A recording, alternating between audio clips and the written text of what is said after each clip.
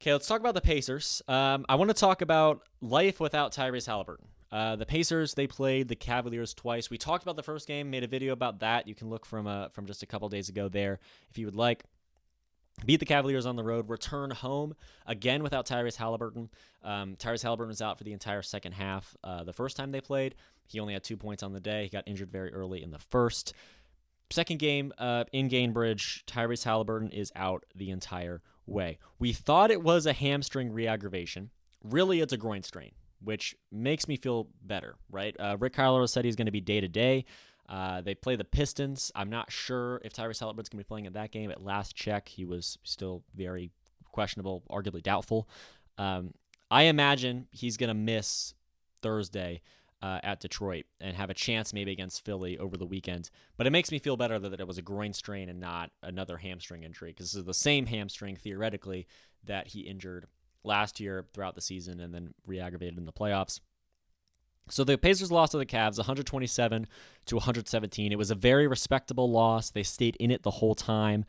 This was a Donovan Mitchell takeover game, and this is what happens in the NBA sometimes, is your superstar on any given team just all bets are off. They take over. They drop 40. Mitchell ended with 34 points, and there really was no contesting superstar presence on the other side because Tyrese Haliburton was out. Donovan Mitchell is one of those guys that I spoke about who can take over and win a game like this. He's one of the big-time quality pieces for the playoffs, and Tyrese Haliburton is that for the Pacers. So the Cavaliers, right? They have Donovan Mitchell, and they have obviously other great players. But every team, definitely all playoff teams in the NBA, have a player like this that can just take over. Donovan Mitchell, Jason Tatum, Jaylen Brown, Jalen Brunson is who I was thinking of, right? Giannis, Dame. We can keep going. Tyrese Haliburton is that guy for the Pacers. He fits that role as a number one star that can take over and take a team to another level. And that's effectively exactly what he did against, or it's just throughout the playoffs last year with that Bucks series and the Knicks series as well. So the Pacers, they don't have their star in Tyrese Haliburton. So if Donovan Mitchell's dropping 34, there was really no one to match that level of success. No one else really fills that role. Siakam had 20. This illustrates this point perfectly. Siakam had 23 points. That parried Garland's 24. Garland is that supplemental number 2. Siakam is the Pacers' supplemental number 2. Maybe Siakam can pop for 30 or 40, but that's just not his role on the team. That's not what he exists to do. That's what Tyrese Haliburton exists to do. And so Siakam can kind of lead the charge on off nights for Tyrese Haliburton when he's still there. But without Tyrese Haliburton, to expect Pascal Siakam to play the way he plays, it's not going to work. It's not going to happen. Championship teams need their superstars. The Pacers need Tyrese. It was encouraging to me that somehow the Pacers managed to work themselves into this spot where they only lose by 10 at the end of this one, right? And it was close the whole way. Andrew Nembhard. So Tyrese Haliburton was out. Andrew Nembhard filled in at point guard. He has his limits, and those limits are sort of circumvented by Tyrese Haliburton. The NBA really works one particular way now offensively across the board, and that's where your point guard or one of your guards drives inside to the basket. If the shot's there, great. If it's not there, you draw the defense in, you kick it out for a 3, and since it's the NBA and it feels like everyone can shoot for the 3 at this point, that's typically the way offenses try to maximize their efficiency on offense. Nembhard has his limits, though. He's small, right? He's a smaller guy, smaller guard, and he didn't match up well with how sizable Cleveland was, because if there's one thing we know about Cleveland, it's how big they are. And so Andrew Nembhard driving inside, he kind of ran out of space. He had the ball taken away from him a couple times, and certainly there was no shot down low, basically leaving him to kick it out. Now, Nembhard happens to be incredible, and he was twisting around and found a couple jumpers to put some 2s up on the board. But Nembhard really, that theoretical do-throughout attack where you drive in, maybe there's a shot there. If it's not, then you kick it out. That was reduced to just one strategy, and that was kicking it out. So Nembhard came out of the game earlier than maybe you would think as a starting point guard. Haliburton probably would have been a better matchup against the size of Cleveland in that way. Obviously, Haliburton's bigger. Obviously, he's a little bit more physically imposing. So if Haliburton was in this game, I think that there would have been a bit more matchup success, I suppose, across the floor. Nembhard has limits. He's a great guard. He's my favorite player on this team, and it's not even really that close. I just think maybe if Tyrese Haliburton was here, this game could have gone a different way, especially if he was playing well. The other weakness I really saw in this game was Ben Shepherd. I don't think he's really ready to be a true starting five player, and we know that, right? That's why he comes off the bench. That's why we know that's why he is the player that he is in terms of a role player coming off the bench.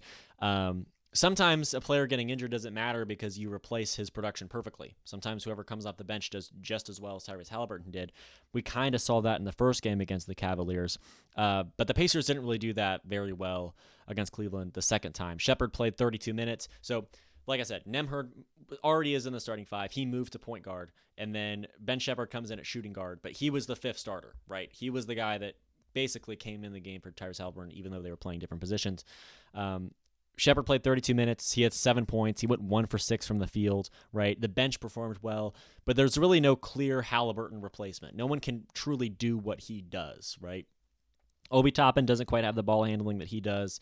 Shepherd doesn't have the size. TJ McConnell is just perfect at being TJ McConnell, right? He's not a Tyrese Haliburton guy necessarily.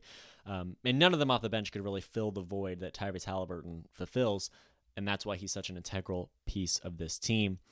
So really what those two issues, with Nembhard not being able to be Tyrese Haliburton and Ben Shepherd not really being able to be a full-time starter, the real motto for the Pacers that comes down to this for me is stay healthy and stay contending, right?